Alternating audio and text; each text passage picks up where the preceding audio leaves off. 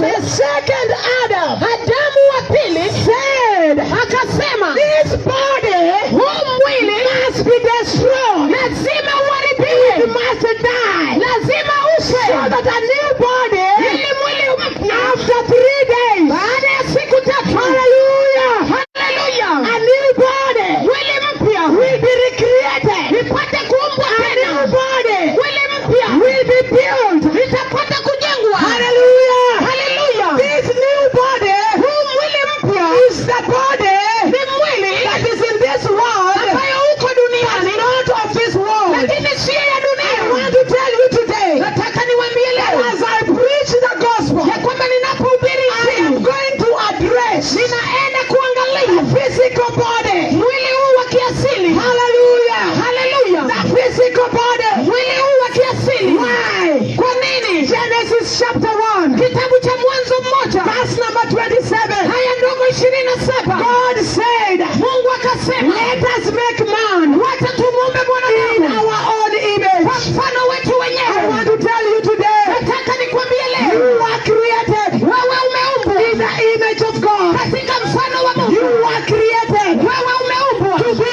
like God. kuwa kama Mungu. You are created Umeumbwa with no sickness, bila maradhi, with no fear, bila uoga, with no demons. bila mapepo. Hallelujah. Haleluya. You are created Umeumbwa with 2 legs mana miguu miwili to use them to walk. kuvitumia kutembea, But the devil lakini shetani would want to get hold of your legs anataka shike mguu and wako put you down na kuweke chini so that you can crawl. ili upate You are kutambaa. not made to crawl. Wewe haukuumbwa You kutambaa, are made to walk. uliumbwa kutembea. Hallelujah. Haleluya. Jesus is saying, Yesu anasema this temple mwili huu must be destroyed. lazima uharibiwe. Why? Kwa nini? The wages of sin. Adhabu ya When dhambi. Satan came to the Garden of Eden Wakati shetani alikuja bustani la and Edeni, he found man akapata mwanadamu full of the presence of God, amejawa na uwepo wa Mungu, full of the glory of God, amejawa na utukufu wa Mungu, full of life, amejawa na uzima, lacking nothing, akiwa hakuna kitu ambacho, happy and rejoicing, amefurahi na anafurahi, having fellowship with God. akiwa na ushirika na Mungu. But he came to that garden Lakini alikuja kwenye and he said, na akasema, you are thinking everything is okay? unadhania kila kitu kisawa? Oh, swari, kila kitu ni sawa Oh, hapa. you think everything is okay here? And the devil said, Shetani akasema, I want to tell you something. nataka nikwambie kitu. There is something God did hid from you that he did not tell you. Kunayo kitu ambayo Mungu aliwafichia na hataki mjue. He said you cannot eat of this fruit. Alisema ya kwamba hamuwezi kula tunda hili. The moment you will eat it, Muda tu mtakapoila, your eyes will be open macho yenu yatafunguka and you will be like God. na mtakuwa kama Mungu. And Adam started thinking. Adamu akaanza kuwaza, And Eve started thinking. Hawa akaanza I think kuwaza. they looked at themselves. Nadhani walijiangalia, They checked their spirit. wakaangalia nafsi zao, They checked their mind. wakachunguza akili zao. Adam was the most clever person who ever lived in the whole of the universe. Adamu alikuwa ni mtu mwerevu ambaye amewahi ishi katika dunia nzima. Adam had the mind of God. Adamu alikuwa na nia ya Mungu. Adam had the spirit of God. Adamu alikuwa na roho wa Mungu. Everything that we see was given a name by Adam. Kila kitu ambacho tunaona kilipewa jina na Adamu. He had never known hunger. Yeye hakujua njaa. He enjoyed the Garden of Eden. Alikuwa anafurahia na kusherehekea bustani He ya enjoyed Edeni. the presence of God. Alikuwa anafurahia uwepo wa Mungu. He had everything that he wanted. Alikuwa na kila kitu alichohitaji. My Bible tells me in the book of Genesis, Biblia yangu inaniambia katika kitabu cha Mwanzo, chapter 1 and chapter 2, mlango wa kwanza aya ya when pili, God created you and me, ya kwamba Mungu alipokuumba wewe nami, blessed us in the Garden of Eden, akatuweka kwenye bustani la Edeni. everything the Lord did was good. Kila kitu alichotenda Mungu kilikuwa chema. It was excellent. Ilikuwa mzuri. It was wow. Ilikuwa ajabu. Hallelujah.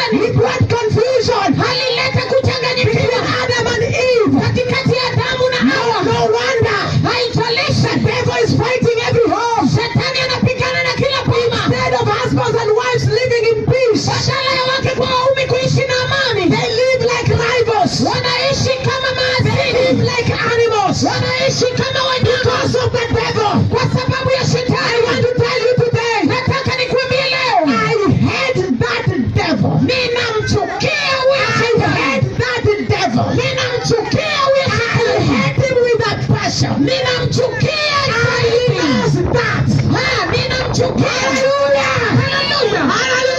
Hallelujah. The Bible says, he was dropped from heaven. When he came from heaven, he was a very proud angel. And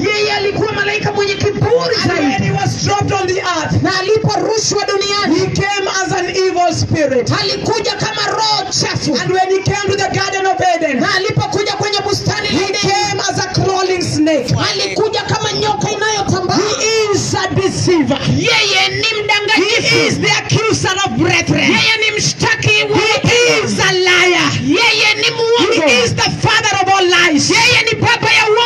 Even tonight, he is not ashamed. He always comes to a meeting like this one. And he will tell you, those preachers are lying. There is no miracle they can do. Miracles ended with Jesus. They are only trying, but nothing can happen. I call him poor devil. Today I invite him to come and see what Jesus is just about to do. Shout yes! Hallelujah! Hallelujah! Hallelujah! Hallelujah! Hallelujah!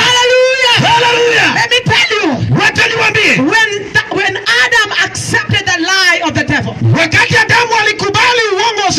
and did what the devil told him to do, his eyes were opened. But evil spirit came into Adam. And instead of being bold, instead of being like God, the opposite became true. From that day on, Adam became fearful. Adam became so afraid of everything around him, including the animals that he gave names, including the trees and the plants and everything that he used to eat. They all turned against Adam. And I can see him walking out of the Garden of Eden. He went to a dry place, drier than VOI. Drier than VOI. I come to prophesy as a servant of the Most High God. And my feet and our feet that have stepped in VOI, He's going to change the soil of VOI. From today on, the soil of VOI will hear the voice of the Lord. It shall start producing which it could not produce. Say yeah! I thank God today because God is good. Let me tell you, everybody who is being tormented by the devil is full of fear. Now, because we have prayed, if you are here, I want to tell you 365 times every day, the Bible records God speaking to his people. What is God saying? Fear not! Fear not! Fear not! Fear not! Fear not! Hallelujah! There are so many people who are living under the cover of fear. Fear is of the devil. Today, you will take faith instead of fear. As you come to God, you will not be afraid of the things the devil has done for you. Hallelujah! You will come in faith. You will start speaking as it is recorded in Mark 11:23. The Bible says